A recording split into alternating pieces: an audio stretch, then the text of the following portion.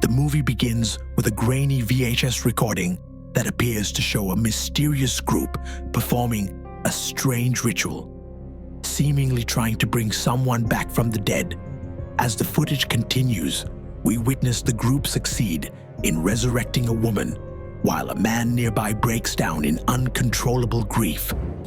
We're not told exactly who these people are, what their purpose is, or how this tape even surfaced, but this eerie event sets the foundation for the entire story. A ritualistic method of resurrection carried out using these old VHS tapes that contain precise instructions for raising the dead.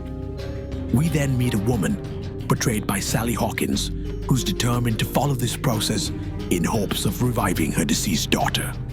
Her plan involves using foster children to help complete the ritual. Now let's focus on those foster kids and their connection to everything happening here. The plot centers on two step-siblings, Andy and Piper. After a tragic accident where their father slips in the shower and dies, the two are left in the system. Piper is blind, a key detail in the story. And because Andy is nearly 18, the authorities plan to place them in separate homes, but the bond between them is too strong to break. A CPS worker eventually agrees to keep them together, and they're placed in the care of a new foster mother named Laura. Although Laura initially only wanted to take in Piper, she agrees to bring Andy along, knowing Piper wouldn't go without him. On the surface, it seems like Laura just wants what's best for the children. Or so we're led to believe. Laura herself is a complicated figure. Not long ago, she lost her own daughter, Kathy, who drowned, and eerily, she was about the same age as Piper.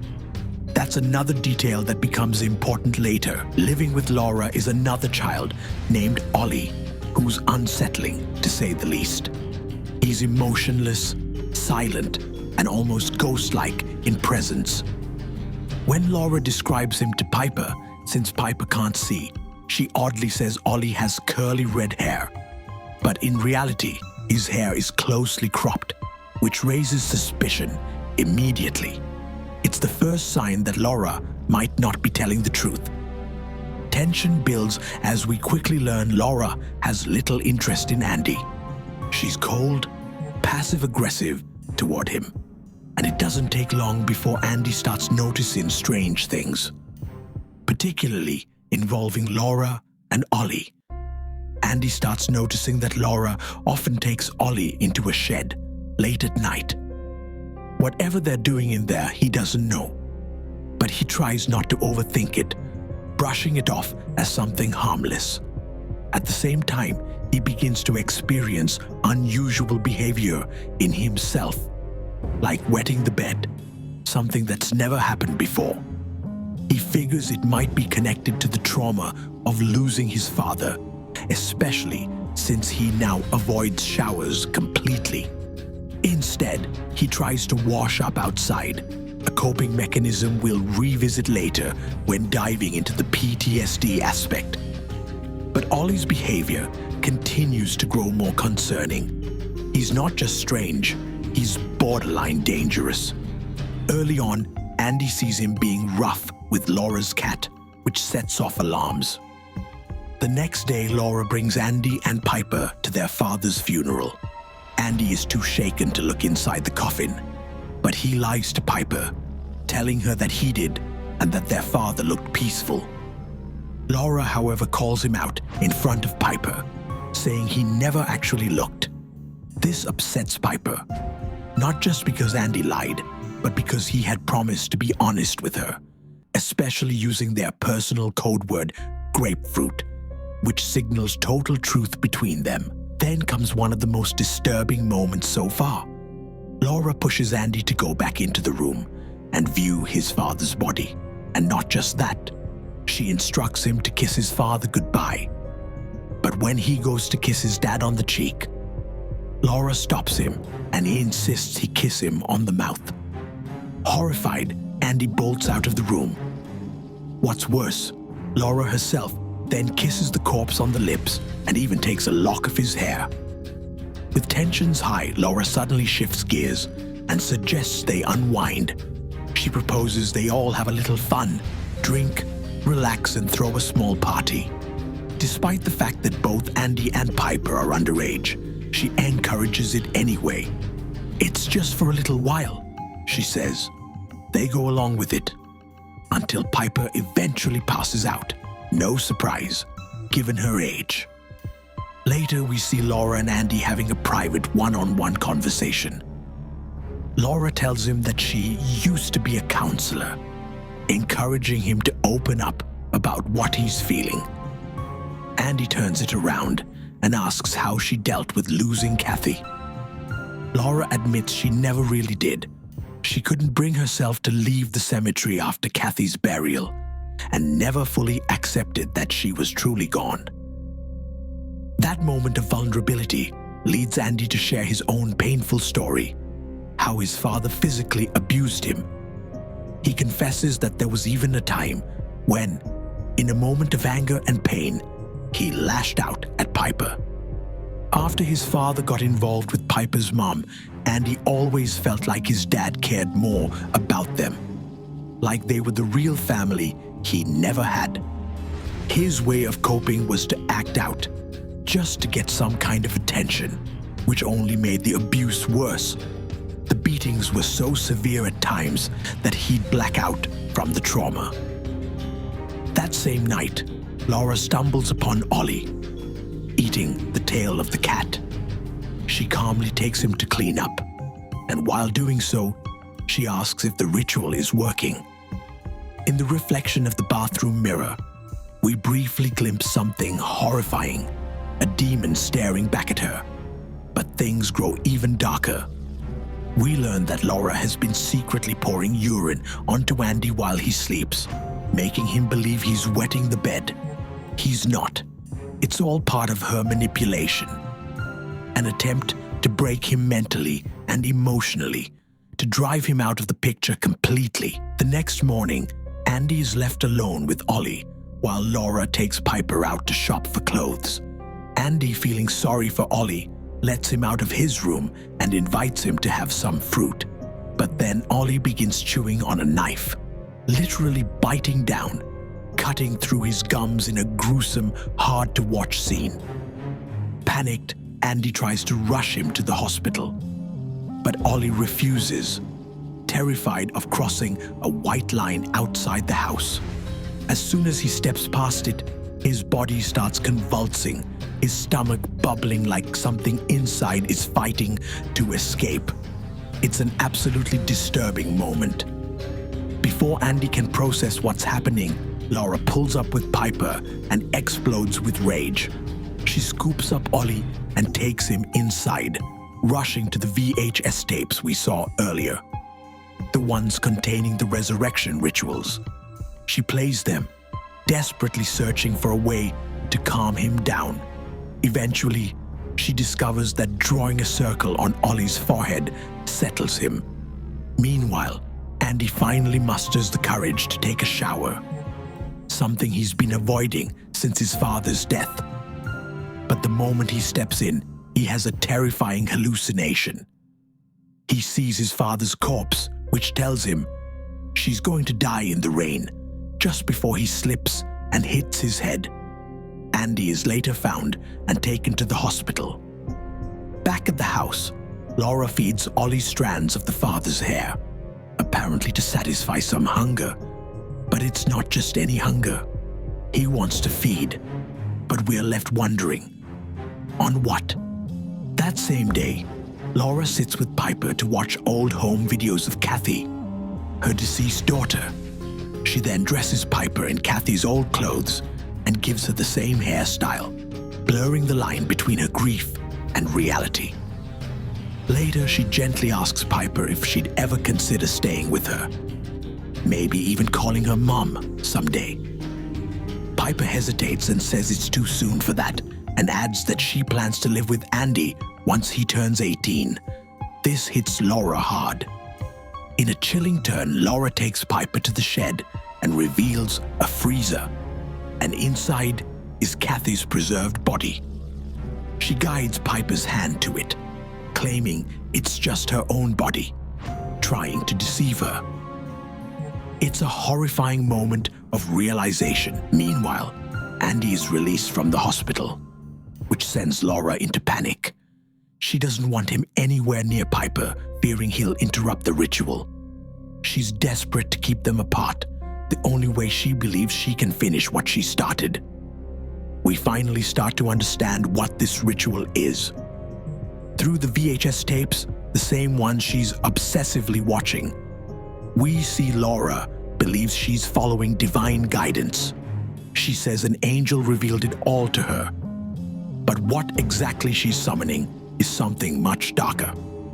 According to the ritual, there are 4 key steps. First, contact the demon. Second, mimic the death. Third, consume the original body. And fourth, regurgitate the soul. At this point in the film, it's clear. The demon has already been contacted. It's inside Ollie. The death that needs to be mimicked, Kathy's. She drowned, and now Laura plans for Piper to drown as well. Then Ollie must consume Kathy's body.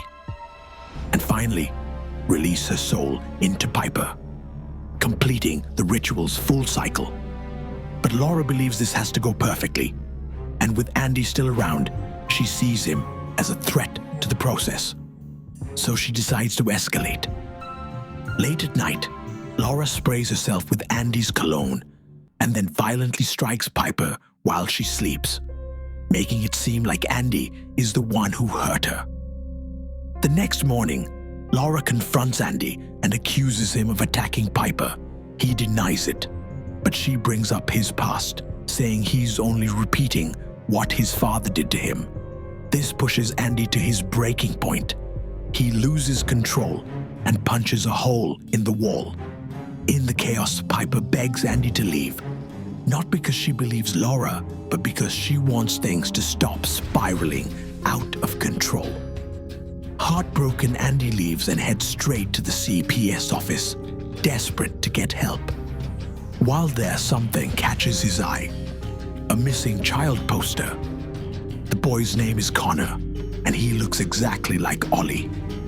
Andy shows the photo to the CPS worker, who confirms that Ollie is supposedly Laura's nephew. A detail that matches a home video where Kathy mentioned Ollie. It suddenly becomes clear Ollie is actually Connor, a missing child Laura abducted and is now using as a vessel in her dark ritual.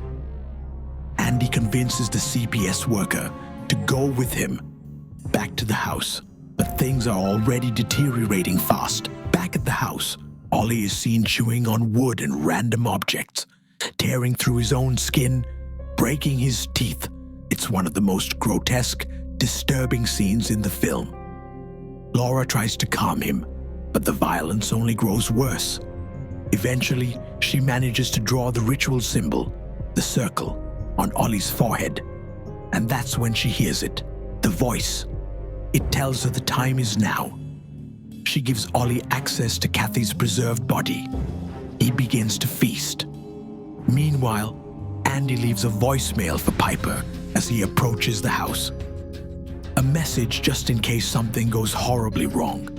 Andy leaves a heartfelt voicemail telling Piper he loves her, wants to stay in her life forever, and that, yes, he did hit her once, but it came from a place of deep pain.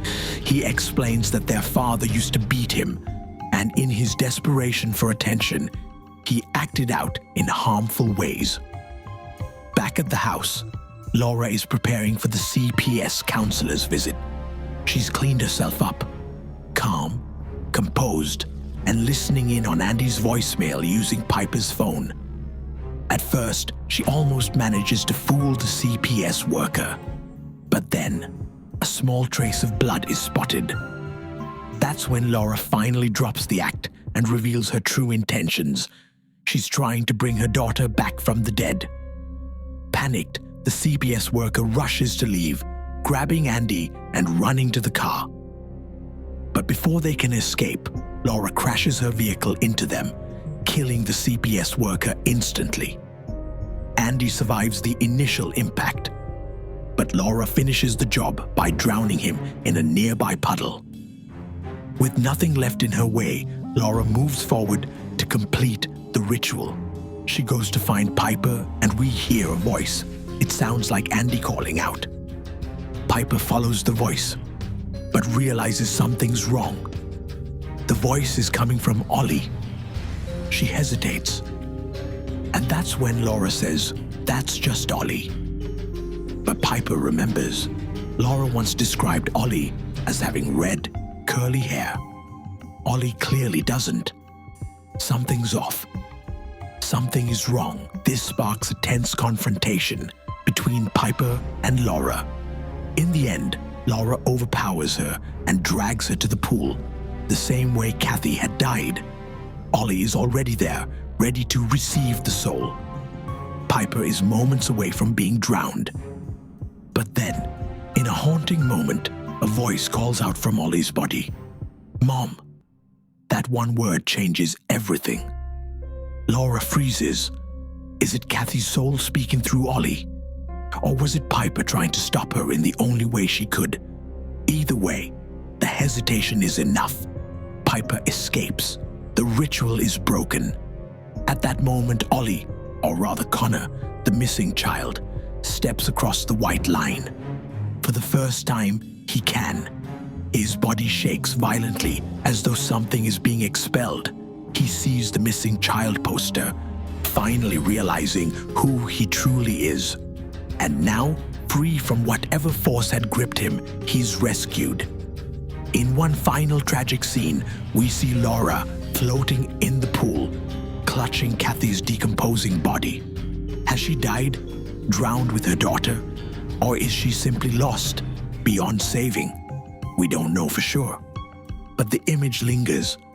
In the final moments, Piper listens to Andy's voicemail, his last words to her. Then, she looks up and sees a plane flying overhead. A subtle but powerful symbol. Earlier, she and Andy had shared a belief. When someone dies, it's like they've taken the next flight out. Seeing that plane, it gives Piper peace. It's as if her brother is flying away, free. As for who called out Mom in the pool, was it Kathy's soul or Piper trying to reach Laura's heart? It's left ambiguous, and maybe that's the point. Some questions haunt us more when they're unanswered. The film closes on that note, a chilling, devastating ending. One of the most emotionally intense conclusions in recent horror, where the true horror isn't just the ritual, it's the grief that fuels it. And as for the cult, the VHS tapes, their origins remain a mystery. And maybe it's better that way, because knowing less makes it all the more disturbing. Somewhere out there, someone else could find those tapes and start all over again. At the core of the ritual were 4 chilling steps. 1. Contact the demon. 2. Mimic the original death. 3. Consume the body. 4. Regurgitate the soul. We saw it all play out. Laura contacted the demon, but what's unspoken is that this required a conduit, a vessel. In this case, that was Connor, a missing child she had taken and renamed Ollie. His role wasn't survival. He was never meant to walk away. He was meant to host. Then came the second step, mimic the death. Kathy drowned, and now Piper had to as well, to allow Kathy's soul to pass on. 3rd, consume the body. We literally saw Ollie chewing through wood, flesh, and bone, slowly tearing himself apart, possessed by something ancient and violent. The ritual was in motion. All that remained was the final step, the regurgitation of Kathy's soul into Piper's body. But here's where things unravel, because something unexpected happens. When Piper touches Ollie, she hears Andy's voice, and it's that moment of recognition, that realization that breaks the illusion. Piper sees through Laura's lies. Then we hear someone call out, "Mom." But who was it? Was it Kathy, speaking through Connor's body? Or was it Piper, crying out in desperation, knowing that word could stop Laura in her tracks. It's never clearly answered, and maybe it doesn't need to be.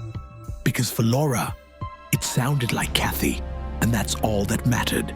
It's the one thing she'd longed for. Over and over in the film, she says she'd give anything just to hear her daughter say, "Mom," again. And when she does, whether it was real or not, it paralyzes her. Her grief finally meets its breaking point. The ritual breaks. Piper escapes. Connor, no longer Ollie, crosses the circle. He spasms, the spirit leaving his body, and for the first time, he remembers who he is. He's rescued, and we realize this child was never part of a miracle. He was part of a curse. And Laura, we see her floating in the pool, clinging to Kathy's decomposed corpse, the one thing she couldn't let go of. Has she drowned? Is she dead? Arrested?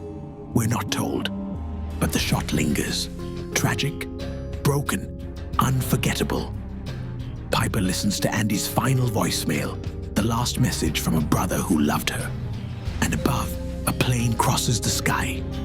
A powerful metaphor they once shared. When someone dies, it's like they're catching the next flight out. In that moment, Piper knows Andy is gone. But in a way, he made it.